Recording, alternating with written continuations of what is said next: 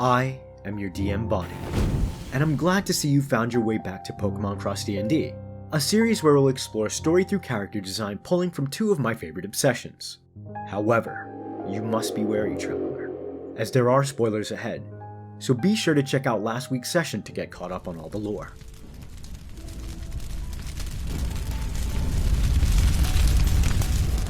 Arise, Curtis. Whether he rose out of fear, or because he was willed to, was uncertain.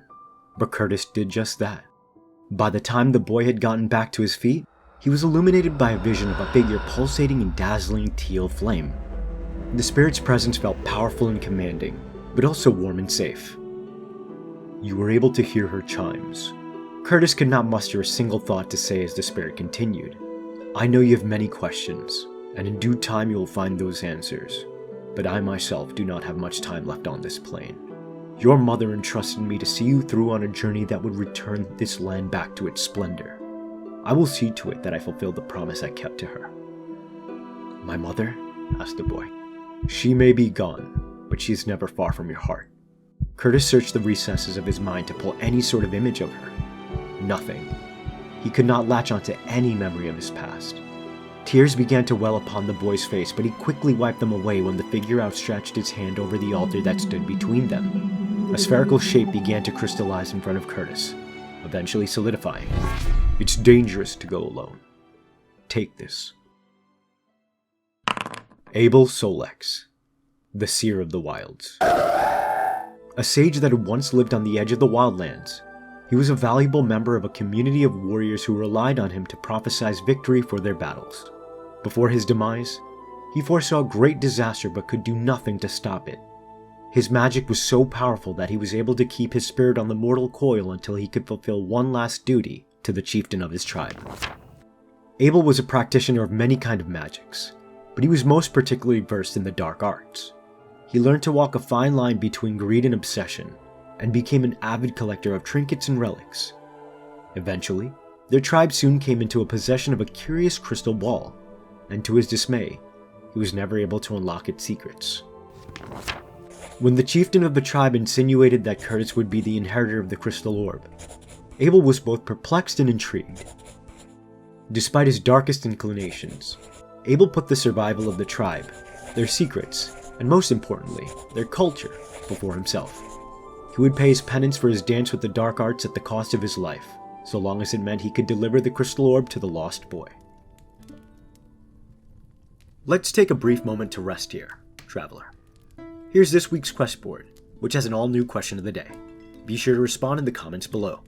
Which Pokemon would you want to accompany you in the world of D&D as a fairy guide? I'm expecting something cute. The chime that had brought Curtis to the sage echoed all around the room. My journey here has ended, Curtis. There's a fire raging in you, boy, and with it, you can light the path to your future. The ghostly visage of the Seer of the Wilds gestured toward the crystal orb one last time, and like that, the sage was gone. The room went dark, with only the faint glow of light humming within the crystal orb illuminating the space. Curtis brought his face towards the curious relic. As he did, the light inside began to ricochet off the insides of the crystal orb like shooting stars. Confused, Curtis stepped away before bringing his ear down to the orb. It was faint and muffled, but there was no denying it. There was a voice trying to break through. Well, don't just stand there! Let me out of here! The boy quickly cupped the orb in his hands when a shining light began to emanate from it, flooding the room in a sea of stars entirely. Curtis looked away, turning his head when the skull on his head dropped over his eyes. He lifted the helmet up, only to find the wide eyes of a tiny fairy greeting him. Your mother's told me all about you, Curtis. It's so good to finally meet you. Jirachi, the Shining Star. A mythical face spirit seemingly born from the spirit of Calyrex upon his death, and said to be the embodiment of indomitable will. Legends say she can grant any wish once every 1,000 years when she hears a voice singing for true love.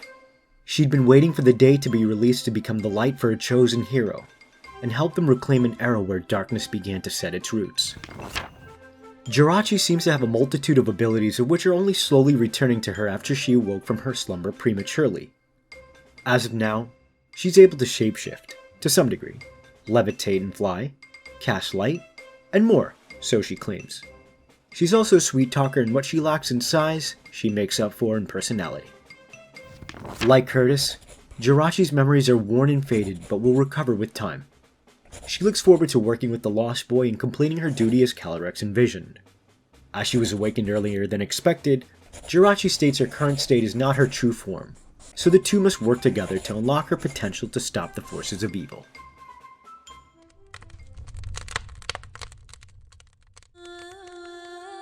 Jirachi flew around the tiny room, outstretching her arms. As she did, little trails of stars falling like meteors dazzled under her wings.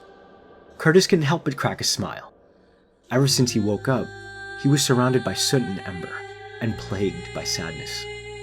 "You knew my mother?" asked Curtis. "I never saw her face, but she sang to me while I was in the crystal orb. I'll tell you more soon, but we need to leave this land. There are 6 heroes we must find." Thank you, Traveler, for joining me on today's adventure. Be sure to complete all of your tasks on the quest board before we set out on our next session. I've been Bonny, your DM and artist. Until next time, safe travels, Traveler.